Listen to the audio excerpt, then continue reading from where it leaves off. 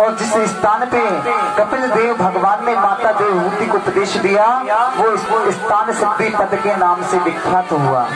और अंत में माता देवहूति को ले उपदेश दे करके कपिल देव भगवान गंगा सागर तीर्थ को चले गए। प्रेम से बोलिए कपिल देव भगवान की। यहाँ से चतुर्थ स्कंद प्रारंभ होता है। इसमें मनो महाराज बताए गए हैं। मनोस्तु सप्तरूपाया तिष्ठ कर्णास्य जिगिरे आकृति देवहूति स्तुति श्रेष्ठता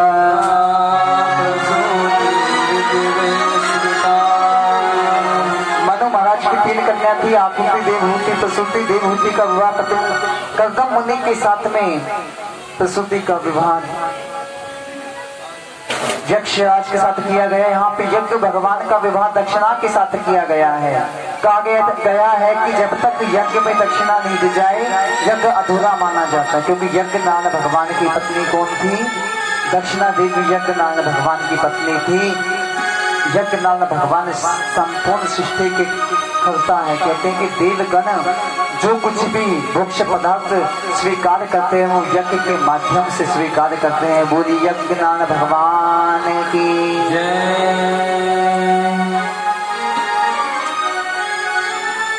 मैया सती का चलते यहीं से शुरू होता है। आप सबने शिव जी की सारी कहानी सुनी होगी। बताओ सती किसकी पुत्री थी?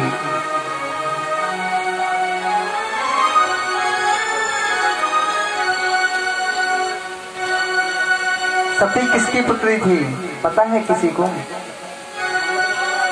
सती दक्षक प्रजापति की पुत्री थी। और दक्षक प्रजापति की पुत्री सती शक्ति थी। कौन थी? सती थी शक्ति। और उन्होंने इतनी तपस्या की कि उन्होंने भगवान शंकर को पति के रूप में प्राप्त किया। मैया शिव महापुराण में इसकी 9 दिवस की कथा है भगवान शंकर की। उसमें विस्तार से बताया गया है। सती मैया ने तपस्या करके भगवान शिव को पति के रूप में प्राप्त किया। और बताया गया कि जब भगवान शंकर दक्षक प्रजापति ने अपने यहाँ पर यज्ञ से पहले एक सभा का आयोजन किया। उस सभा में सभी को बुलाया गया। सभी देवगण ऋषिगण सब आए। और उस सभा में जैसे ही आए दक्षक प्रजापति पे कहा गया है कि दक्षक प्रजापति जैसे ही आया सब खड़े हो गए, लेकिन ब्रह्मा जी और शिव जी अपने स्थान से खड़े नहीं हुए। और कहा गया जब भी कोई अपने से बड़ा विप्र जन संत जन जब भी आए तो स्थान से उठ जाना चाहिए सम्मान के लिए। शास्त्रों की बातें। इस जगह पे माता सती को इसके लिए अपने शरीर का त्याग करना पड़ा। लेकिन देखिए वो तो अनंत है शिव तो। बाबा भोलेनाथ अपनी समाधि लगा करके बैठे हुए थे। जैसे ही दक्षिण प्रजापति आए उन्हें पता भी नहीं था और वो अपने स्थान से नहीं उठे। इस बात से दक्षिण प्रजापति अपने क्रोधित हो गए। कहने लगे चलो ब्रह्मा जी ने उठे क्योंकि वो मेरे पिता हैं, लेकिन ये तो मेरा दामाद है और दामाद बेटे के बराबर होता है। दामाद को बेटे के बराबर माना गया है। लेकिन आज जब वो नहीं उठे दक्षिण प्रजापति को क्रोध आया। उन्होंने जब यज्ञ का आयोजन किया तो सबके यहाँ निमंत्रण भेजा, लेकिन बाबा भोलेनाथ को निमंत्रण नहीं भेजा। अपनी पुत्री सती को उन्होंने निमंत्रण भेजा ही नहीं बिल्कुल ही।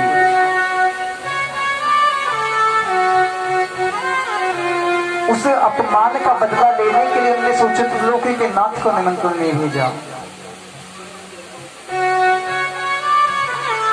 जैसे ही दक्षिण प्रजापति के यहाँ पे यज्ञ हुआ, कैलाश के ऊपर से सभी देवता विमानों पे सवार होकर के उनकी देवियां बढ़िया तरीके से सज सज के बैठ बैठ के जा रही थी। मैया सती ने जैसे ही देखा कहा कि ये देवी आज कहाँ जा रही है? बोले तुम्हारे पिता के यहाँ यज्ञ तुम्हें पता नहीं? बोले मेरे पिताजी के यहाँ यज्ञ है। मुझे तो पता नहीं। बोले तुम्हें पता ही नहीं कि स्त्री जब दो बातें करती है तो स्थिति ऐसी उत्पन्न कर देती। बोले अब झगड़ा हुआ।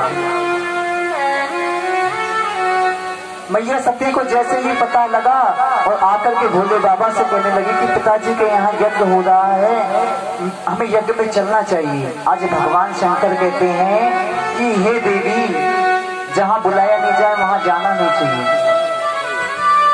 आवत ही हर्षत नहीं, नैनन नहीं सने, तुलसी तहाँ न जाइए, चाहे कंचन बरसे,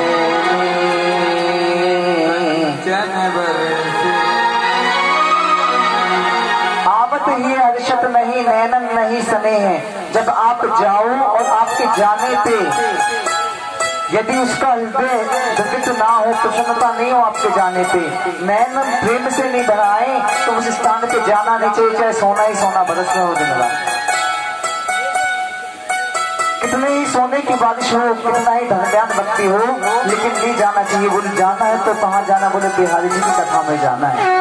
एक ऐसी जगह है जहाँ बिना बुलाए जाए, क्योंकि इस जगह पे सब लोगों के मन में प्रेम रहता है, भगवान के मन में भक्तों के प्रति प्रेम रहता है। आज भोले बाबा के बार बार मना करने के भी माता सती दक्षिण प्रजापति के यज्ञ में गई। भोले बाबा ने कहा कि सती जब बुलावा नहीं आया तो नहीं जाना चाहिए। बोले अच्छा, मेरे पिता का घर है, आपके घर में तो अब आई हूं मैं, मेरे पिता का घर पराया थोड़ी हो गया। आज बुलाने पे जैसे ही गई मैया सती तो भोले बाबा ने नंदी आदि गणों को उनके साथ भेज दिया। तो लोगों के नातों में पता है कुछ क्या होने वाला है। जैसे ही दक्षिण प्रजापति के यहाँ पहुंची यज्ञ में, सबको देखा। पिता भवन जब गई भवानी,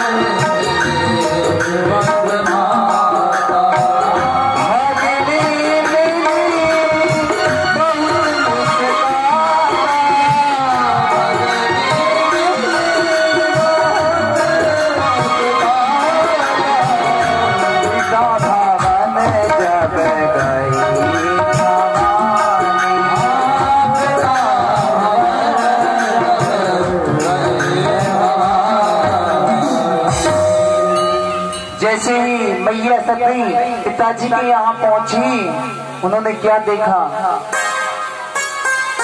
दक्ष ने उनको पूछा भी नहीं कि पुत्री कैसी हो, आ गई क्या? सागर भले ही मिली कि माता भगने मिली बहुत मुस्कुराता। बस प्रेम से उनकी माँ ने उनको गले से लगाया। बहन बहुत हंस रही, बोले बढ़िया हुआ इसको नहीं बुलाया। आज के समाज में भी यही है कि स्त्री स्त्री को देख के पसंद नहीं रहती है। मैया सती को नहीं बुलाने पे बहन बहुत खुश हो रही थी। फिर भी माता सती ने यज्ञ में गई, यज्ञ में जाकर के बोले कोई बात नहीं, मेरे पिता का घर है। लेकिन जैसे ही वो यज्ञ के यहाँ पहुंची, समस्त देवताओं की पीठ बनी हुई थी, लेकिन वहां भगवान शंकर के लिए कोई स्थान नहीं थी। वहां भगवान शंकर के लिए कोई स्थान नहीं था, समस्त देवताओं के लिए, समस्त देवताओं के स्थान दिए हुए थे। जैसे ही माता सती ने ये देखा, पिता से कहा कि पिताजी, आपने भगवान शंकर के लिए स्थान क्यों नहीं दिया? तो आज दक्षिण प्रजापति ने कहा, बोले मैं से बहुत भावन बबोड़ों को स्थान नहीं देता। आज भगवान शंकर की जैसे ही निंदा सुनी, मैया सती उस निंदा को सहन नहीं कर पाई और उस यज्ञ कुंड में कूद करके अपने आप को स्वाहा कर लिया। कहा गया है हरि गुरु निंद्रा सुने जो काना, हरि गुरु निंद्रा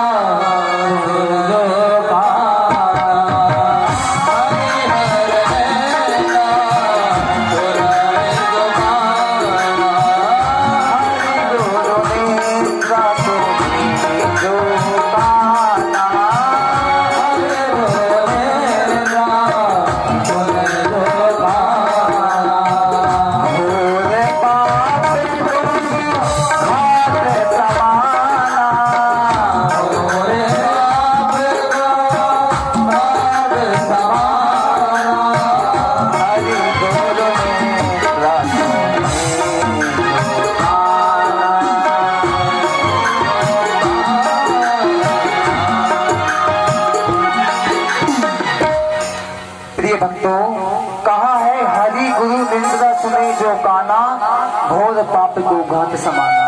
जो भगवान और गुरु की निंद्रा को सुनता है उसको गाय की हत्या को हत्या के बराबर पाप लगता है। कहते जहां भगवान की निंद्रा हो रही है, मित्रगण संतगण गुरु की निंद्रा हो रही है, तो उस निंद्रा करने वाले को